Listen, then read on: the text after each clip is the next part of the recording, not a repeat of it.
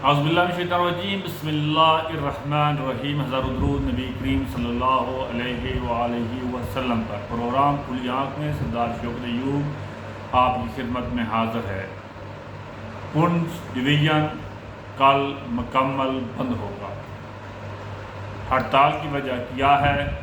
اور حالات یہاں تک کیوں پہنچے ہیں؟ کیا انتظامیہ حکومت آزاد کشمیر حالات کو خود خراب کرنا چاہتے ہیں، یا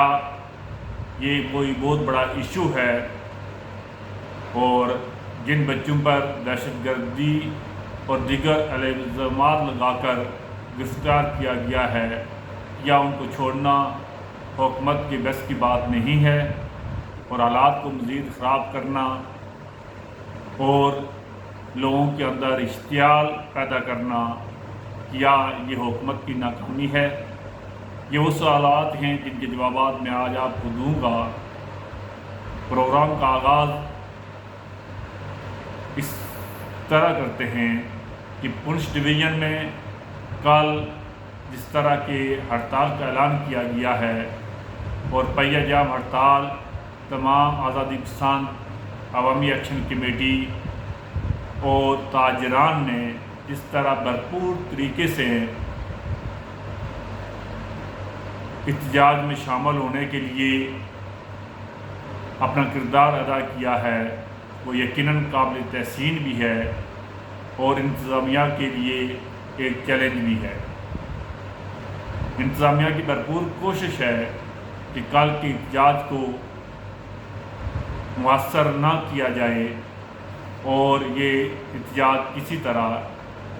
ناکام ہو جائے، لیکن جس طرح کے پونچھ ڈویژن کے اندر گاؤں کی سطح پر، شہروں کی سطح پر عوامی ایکشن کمیٹی اور دوسرے لوگوں نے، انجمن تاجران نے اس ہڑتال کی جس طرح حمایت کی ہے، مجھے نہیں لگتا کہ کل کا یہ احتجاج حکومت اس کو ناکام کرنے میں کامیاب ہوگی۔ حکومت کو چاہیے تھا کہ 13 اور 14 اگست کی درمیانی رات جن بچوں نے کمپلیکس میں کشمیر کی آزادی اور خود مختاری اور ہلاک پاکستان کے حوالے سے جو نعرے لگے ہیں، ان کو ایک شغل ہی سمجھتے، کیونکہ جہاں پہ بچے ہوتے ہیں، جہاں مختلف پارٹیوں کے یا مختلف نظریات کے لوگ ہوتے ہیں، تو وہاں پہ اس طرح کے واقعات اکثر ہو جاتے ہیں۔ لیکن جب آپ ان واقعات کو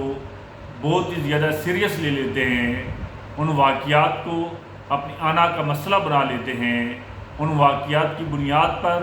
بچوں پر دہشت گردی کی ایکٹ لگائے جاتے ہیں، تو پھر یہ واقعات سنگینی کی طرف چلے جاتے ہیں،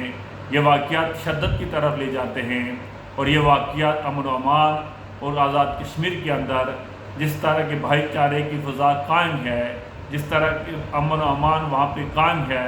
اس کو تشدد پر جوانوں کو اکسایا جاتا ہے۔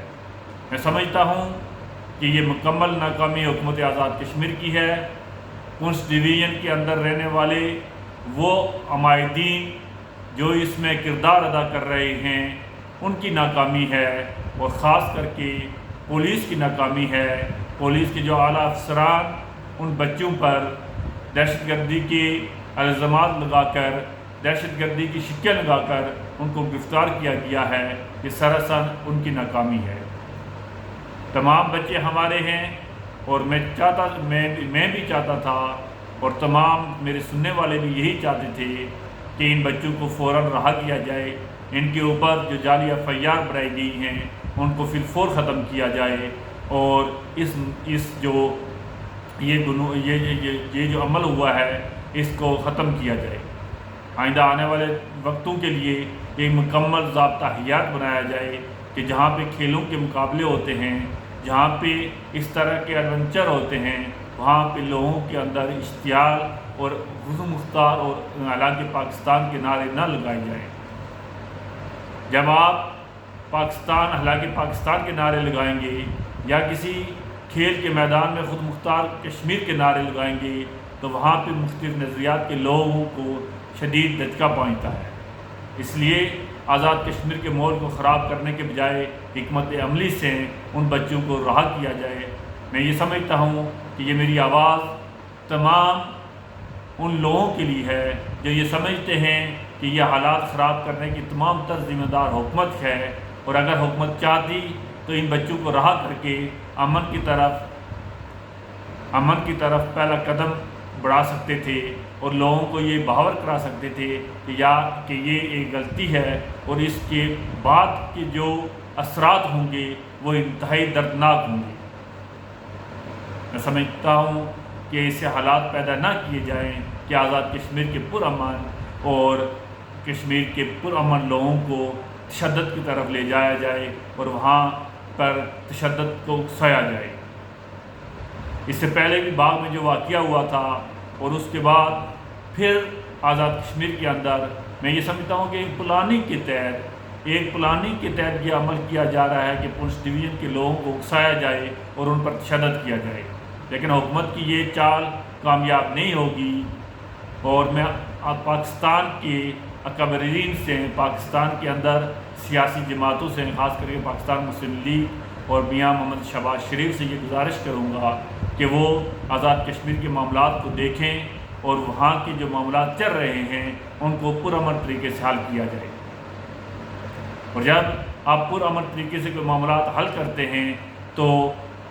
ان کے اثرات بہت دور تک جاتے ہیں اور لوگ امن کی بات کرتے ہیں، لوگ پیار و محبت کی بات کرتے ہیں۔ امید ہے آپ کو میرا پروگرام پسند آیا ہوگا۔ میرے پروگرام کو پسند بھی کریں، لائک بھی کریں۔